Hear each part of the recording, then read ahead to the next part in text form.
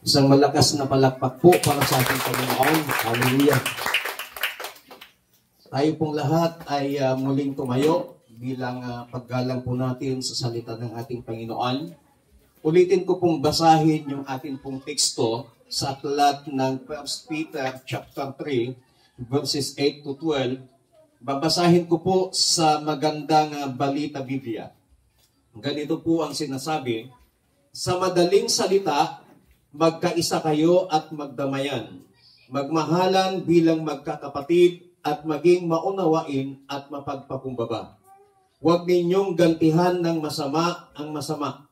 Huwag ninyong sumpain ang sumusumpa sa inyo.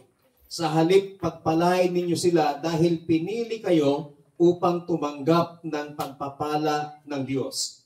Ayon sa nasusulat, ang mga nagnanais ng payapa at saganang pamumuhay, dila nila'y pigilan sa pagsasabi ng kasamaan.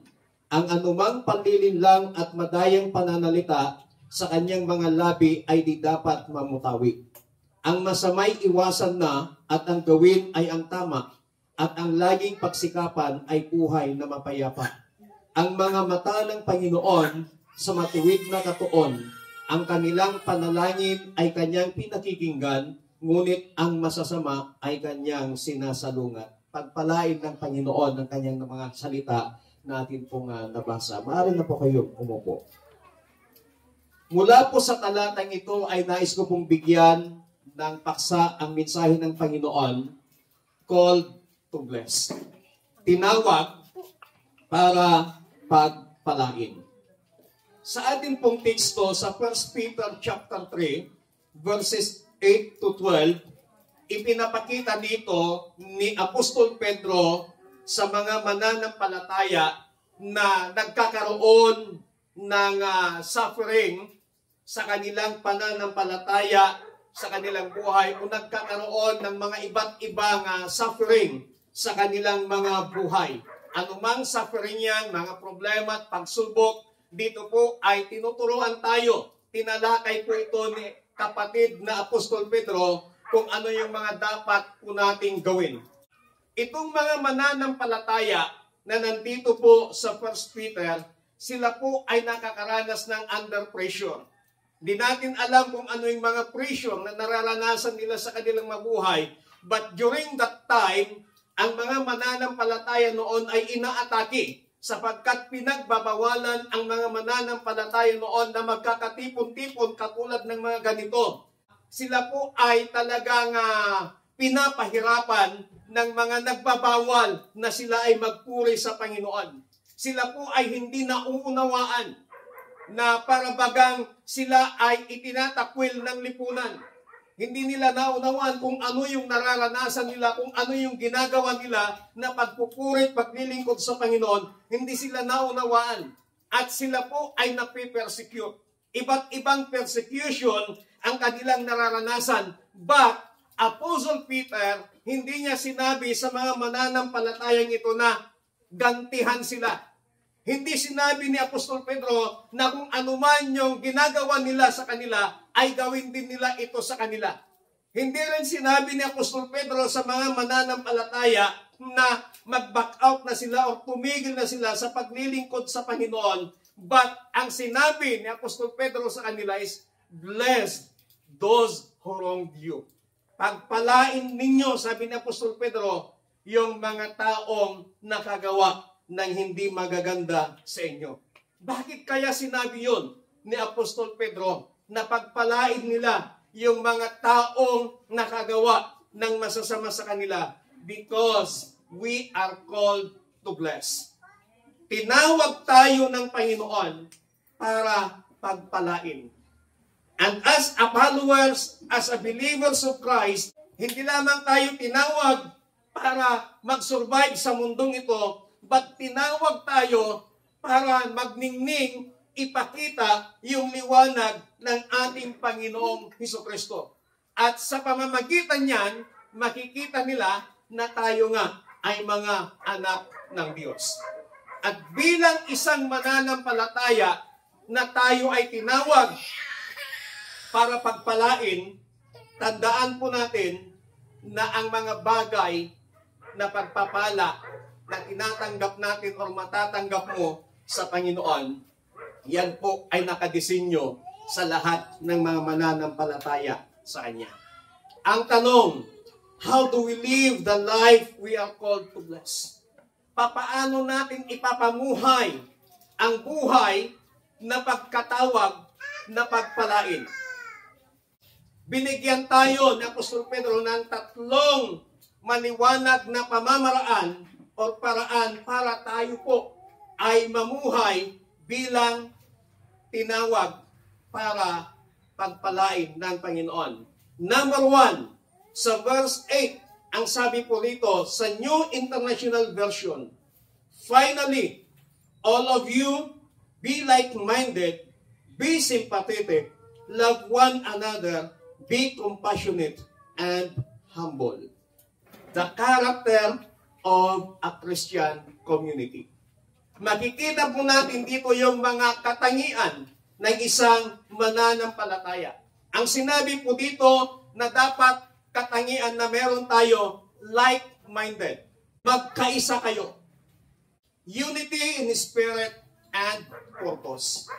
May mga pagkakataon na tayo po ay iba't iba yung pananaw, iba't iba yung opinion sa buhay, iba't iba yung ating mga sinasang-ayunan, pero hindi ibig sabihin nun na bagamat magkaiba kayo ng opinion, bagamat magkaiba kayo ng pananaw sa buhay, bagamat hindi niya sinasang-ayunan yung sinabi mo, hindi ibig sabihin nun na magkaaway na kayo.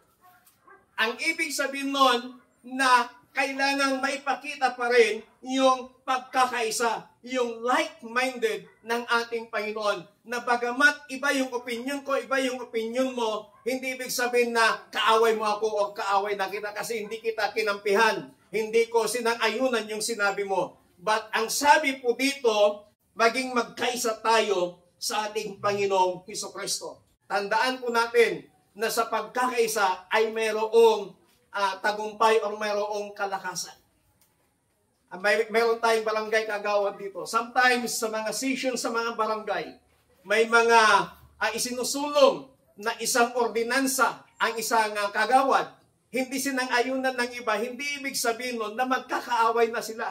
Hindi ibig sabihin nun na kapag nagdidebate sila sa mga session, para lamang may pakita na yung isinusulong ng isa ay maipaliwanag niya at ma-convince niya yung kapwa niya mga kagawad na kailangan natin ito. Kailangan natin itong ordinansang ito. Ito yung kailangan natin. So kailangan i-convince mo yung mga kasamahan mo upang aprobahan yung isinusulong mong ordinansa.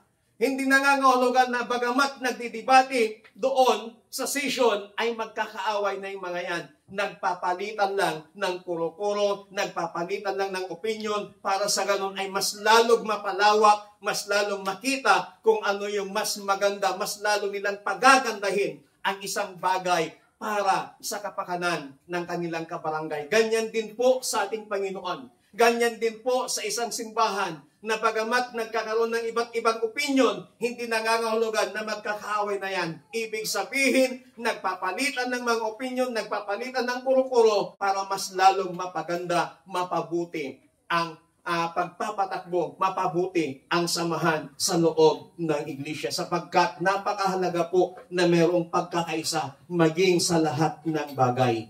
Pangalawa na dapat magkaroon tayo, ang sabi ng Biblia, sympathetic. Kailangang nagdadamayan. Sharing in one another's feelings. Entering into the joys and sorrows of others. Na kapag may nag-share ng kalagayan niya sa buhay, yung pagdadamayan na ginagawa natin minsan ay ipinapanalangin natin siya. Yung iba naman na nakakaluwag, nagbibigay ng tulong financially, nagbibigay ng tulong materially. Kung ano man yung kayang ibigay na pagdamay doon sa kapatid, yun yung ginagawa natin na sinasabi ng banal na kasulatan. Ang sabi po dito, entering into the joys and sorrows of others.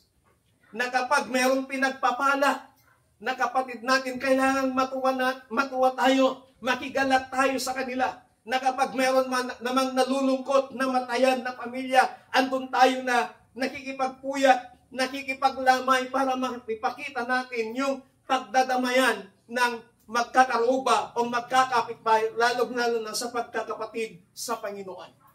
Pangatlo na dapat magkaroon tayo, brotherly love. Yung pagmamahalang magkakapatid. Treating each other like family. Dapat yung tratuhan ng bawat isa ay magkakapamilya, magkakapatid sa Panginoon. Na hindi mo tatratuhin na kaaway ang isa, hindi mo tatratuhin na kalaban mo ang isa, kundi tratuhin mo siya bilang pamilya mo sa Panginoon. Bilang pamilya. Dito po sa bawat pagtitipon po natin as a members of church, tayo po ay kabilang sa pamilya. Tayo po ay magkakapamilya sa Panginoon. Kaya dapat ang pagtrato ng bawat isa na sinasabi ni Apostol Pedro na dapat magkaroon tayo ay magtratuhan bilang magkakapamilya, magkakapatid sa harapan ng Panginoon. Pang-apat na dapat magkaroon tayo compassionate, maging maunawain.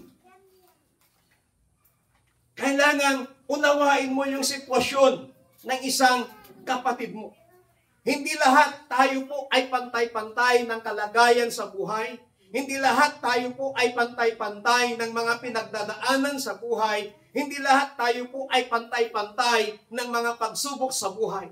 Sometimes, yung kapatid mo, yung katabi mo, meron siyang matinding pinagdadaanan sa buhay. So, kailangan lawakan po natin yung ating pangunawa na kapag nagkaroon ka ng pangunawa, yung hindi ka nagiging judgmental sa kapatid mo.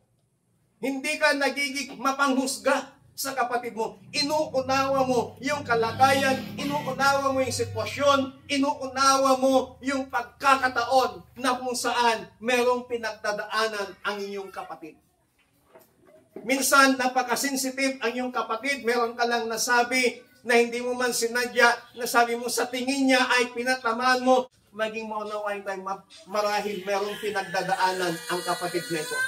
Alam po ninyo, ang isang tao na meron pong pinagdadaanan na mabigat na kalagayan, mabigat na sitwasyon sa buhay, napaka-sensitive po ang taong yan. So bilang isang magkakapamilya na sinasabi ni kapatid na Pedro, dapat maging maunawain po tayo. Malawak yung ating pong pangunawa. Panglima na sinasabi ko dito, be humble. Kailangang mapagpakumbaba tayo. Putting others above yourself. Hindi yung nagpapaligsahan tayo, kundi nagpapakumbaba tayo na nababanggit natin na mas magaling ako kaysa sa kanya. Hindi. Kailangang ipakita natin na mas ahead yung ating kapatid sa Panginoon. Na bagamat magaling ka, mas magaling ka kaysa sa kanya, ipakita mo pa rin yung pagpapakumbaba ng bawat isa. Walang pataasan, walang pagalingan. Pagdating po sa pagpapagamit sa Diyos, pagdating po sa paglilingkod sa Panginoon, hindi po pagalingan yan. Ang tinitingnan ng Panginoon, yung puso po natin kung gaano tayo kapakumbaba sa harapan ng Panginoon. Ang sabi ng Panginoon sa kanyang mga salita, ang nagmamataas ay ibababa, at ang nagpapakababa, ang siya naman itataas ng Panginoon. Palakpakan po natin ang Diyos. Pangalawa, the calling to bless others. Verse 9, ang sabi po dito, huwag ninyong gantihan ng masama ang masama. Huwag ninyong sumpain ang sumusumpa sa inyo, sa halip pagpalain ninyo sila, dahil pinili kayo upang tumanggap ng pagpapala ng Diyos. Refuse to retaliate. Ang sabi ng mundo, kung ano yung ginawa niya, gantihan mo. Kung ininsulto ka niya, insultuhin mo din. Kung ginawan ka ng masama, gawan mo din ng masama. But the Bible says, forgive and release blessing. Laging magkasulangat ang sinasabi ng mundo sa sinasabi ng Panginoon. Nang sinasabi po dito na huwag nating gantihan ng masama ang mga taong gumawa sa atin ng masama. Huwag nating gantihan ng insulto yung mga taong gumawa sa atin ng insulto. Pangalawang sabi dito, respond with blessing. Speak well of those who insult you. Act kindly to those who mistreat you. Siguro tayo pong lahat ay nakaranas ng pang-iinsulto. Siguro tayo pong lahat ay nakaranas ng pamamahiya. Siguro po ay tayong lahat ay nakaranas ng panghuhusga. But the Bible says, speak well those who insult you. Magsalita kayo, ang sabi niya, ng maayos, ng mabuti sa mga taong nang insulto sa inyo. Yung pagsasalita ng mabuti sa mga taong nanakit, sa mga taong nanira, sa mga taong nang insulto sa iyo, ang sabi, speak blessing. Pagpalain ninyo sila. Ang sabi niyo, God bless my brother. Panginoon, pagpalain mo ang kapatid kong ito. Panginoon, pagpalain mo ang mga taong ito na patuloy na nang papahiya sa akin. Panginoon, pagpalain mo ang mga taong ito. Huwag kang matakot na mag-speak ng pagpapala sa kanila. Kasi the more you speak blessing to them, the more na nagre-release ka ng blessing sa mga taong nang-insulto sa iyo, sa mga taong nang papahiya sa tao, sa mga taong nang mamaliit sa iyo, the more na nag-speak ka ng blessing sa kanila, yung ini-speak mong blessing, bumabalik sa iyo. Kasi hindi ka nagtatanim ng sama ng loob, hindi ka gumaganti sa kanila. Bagamat ginagawan ka ng masama, ang sinasabi ng Biblia, gawan natin sila ng mabuti, huwag natin silang gantihan, kundi gawan natin sila ng tama. Pagpalain natin sila because we are called to bless. Tayo ay tinawag ng Panginoon para pagpalain. Kaya doon pa lamang para ikaw at ako ay pagpalain, tinitest ng Panginoon yung puso natin, yung espiritu natin, kung karapat dapat ba tayong tumanggap ng pagpapala kapag tayo po ay nakakaranas ng panghuhusga, nakakaranas ng pamamahiya, nakakaranas ng panginsulto, nakakaranas ng panliliit ng mga kapwa natin tao, nasusukat doon kung papaano tayo mag-react, kung papaano tayo kumilos, kung gaganti ka ba o hindi. So ang sinasabi ni Apostol Pedro, we must speak blessing to them. Release blessing, forgive them, and mag-release ka ng pagpapala sa kanila. Ipanalangin mo sa Panginoon, Lord, bless those people. Panginoon, pagpalain ng mga taong ito. Dahil the more you speak blessing, bumabalik sa iyo yung pagpapala na binibitawan mo sa mga taong nangiinsulto, sa mga taong nangmamaliit sa iyo, sa mga taong naninira sa iyo. Ibinabalik ng Panginoon. But, kung ikaw ay gumaganti, kung ano yung ginawa nila at gaganti ka, ang sabi ng Biblia, papaano ka ipagtatanggol ng Panginoon kung gumanti ka na? So, ipagtatanggol ka lang ng Panginoon pag hindi ka gaganti sa mga bagay na ginagawa nila sa iyo. Kaya sa umagang ito, mga kapatid, lagi po nating tandaan at lagi po nating isapamuhay na mag-speak ng blessing sa mga tao na nangmamaliit, sa mga taong naninira, sa mga taong nanghuhusga po sa atin. Speak blessing to them. Palakpakan natin ang Panginoon. Pangatlo, remember your calling. Tayo po ay tinawag ng Panginoon para pagpalain at tinawag ng Panginoon how to handle sa mga mahirap na sitwasyon sa ating mga buhay.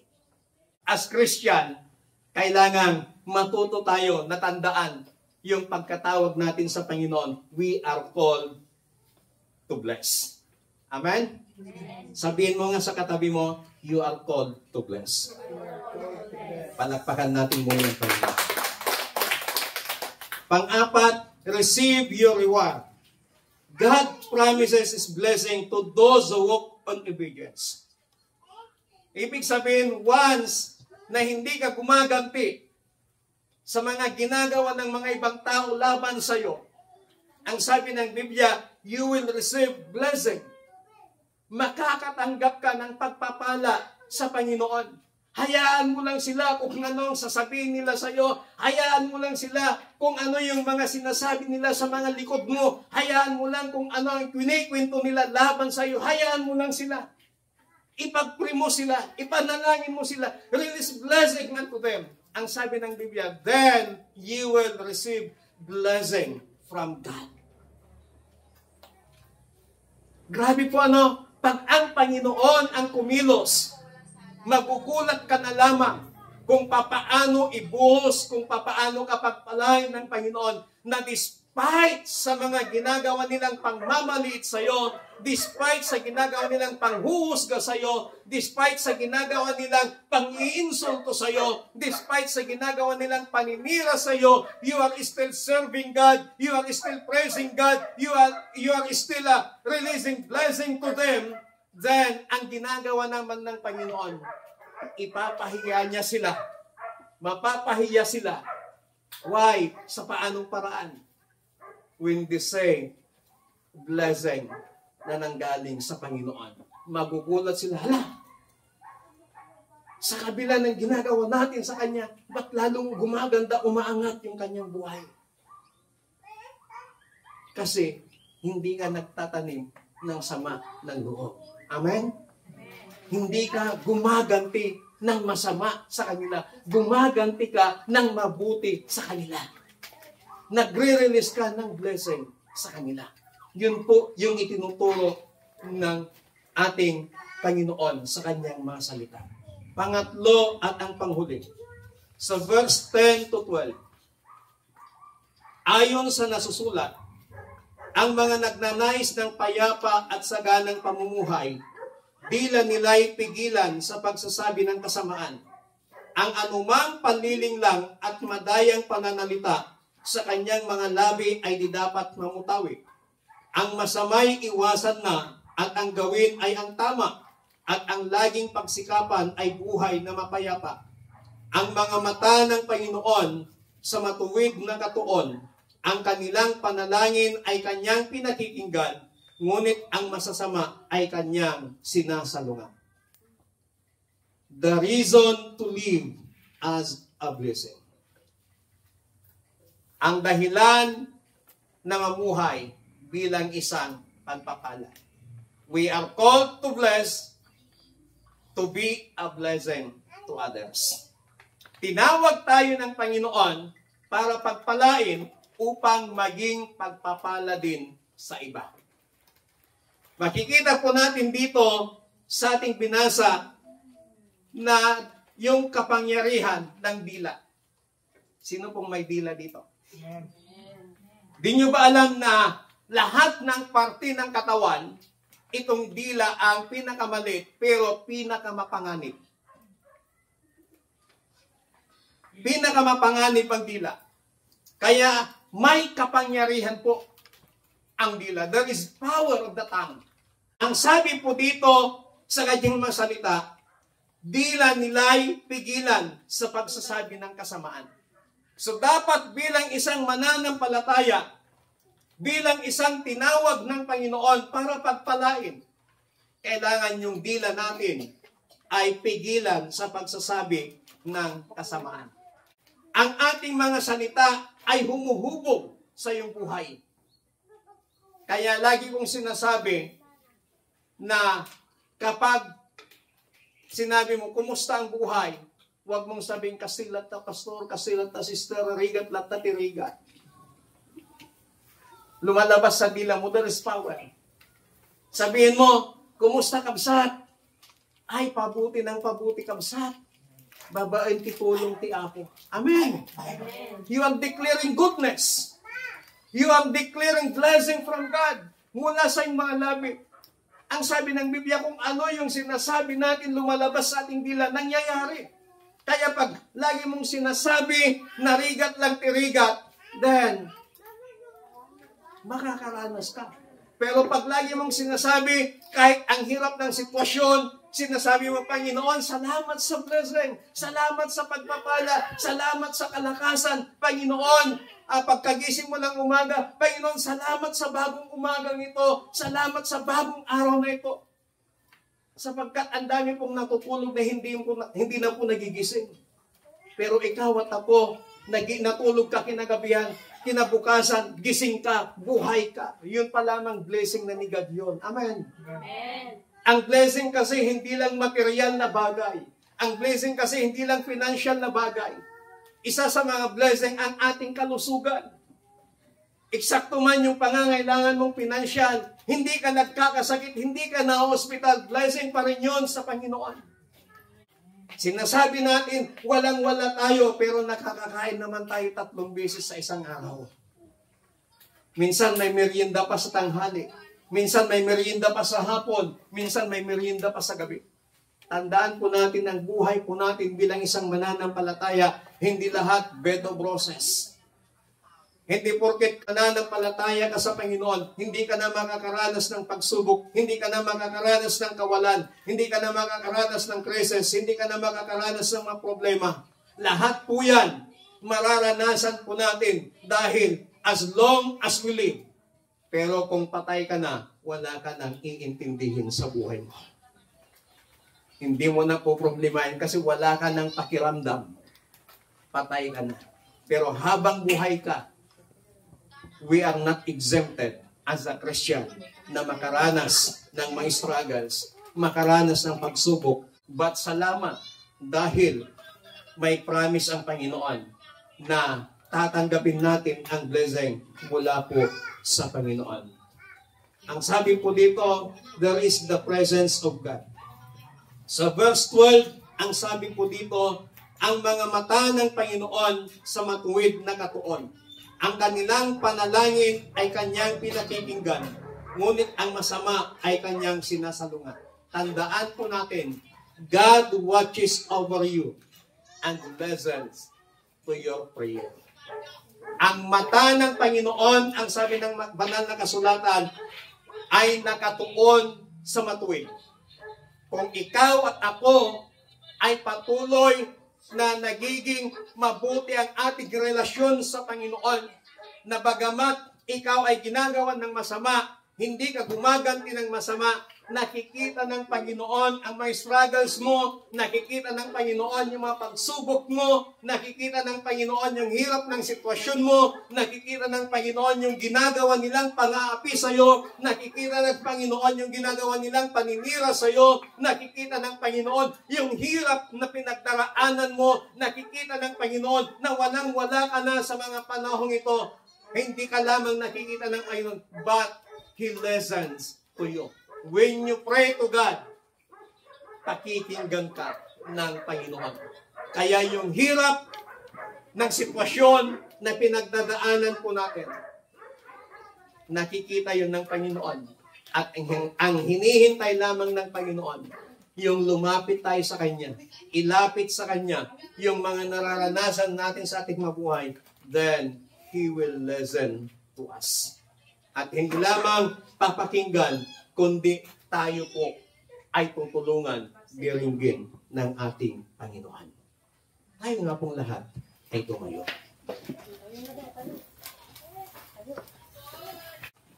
We are called by God to bless. Tinawag tayo ng Panginoon para tayo po ay pagpalain. Hindi lamang tayo tinawag ng Panginoon para pagpalain, but tinawag tayo ng Diyos para tayo po ay maging pagpapala. Sa umaga pong ito sa ating kinatatayuan, may mga bagay ba, o isipin nga po natin, may mga tao ba na gumawa ng hindi maganda sa iyo? This morning, as we leave this place of worship, ilapit natin sila sa Panginoon and we release blessing to them. Exercise po natin yon. Then makikita natin kung paano ikilos ang Panginoon sa ating mabuhay. We are called to bless. Hallelujah.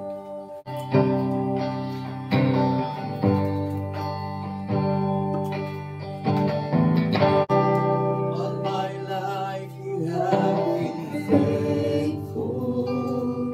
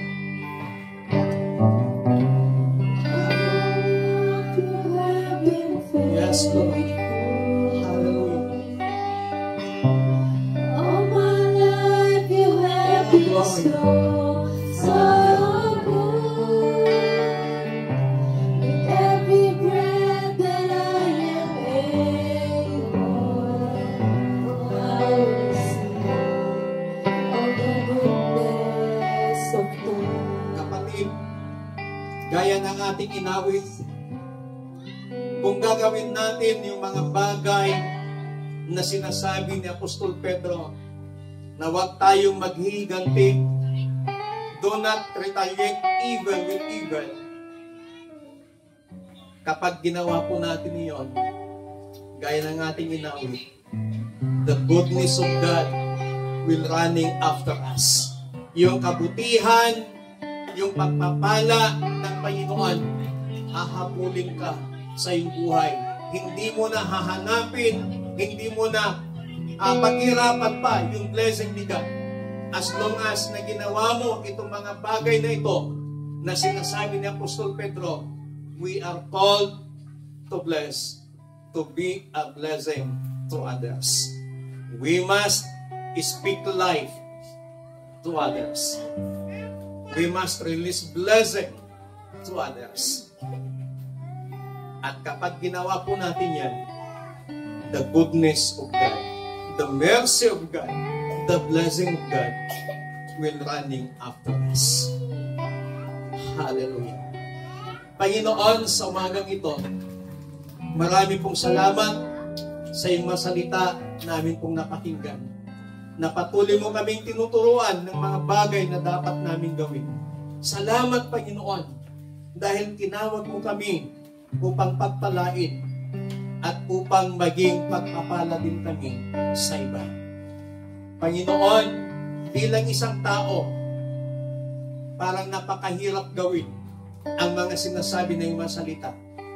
But, as your follower, kayang-kaya namin itong gawin, Panginoon, through the power of your Holy Spirit.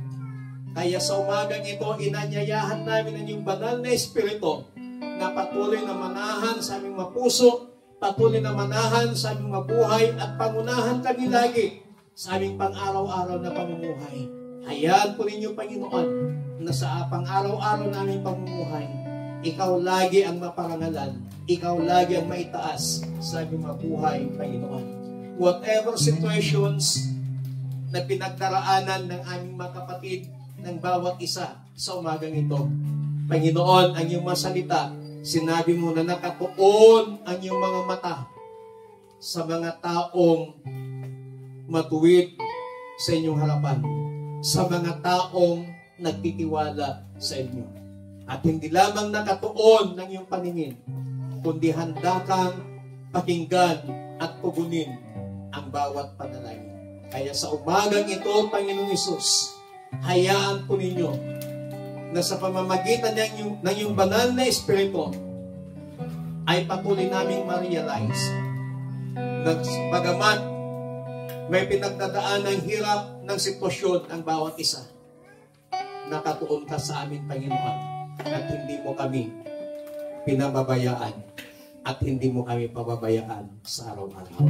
Salamat po ng marami dahil patuloy mo kaming pinapalalahanan. Patuloy lamang na mahal, na mahal, na mahal mo kami. Salamat sa iyong presensya, salamat sa iyong masalita. In Jesus Christ, mighty name we pray. Amen. Palakpakan po natin ang Panginoon. Hallelujah.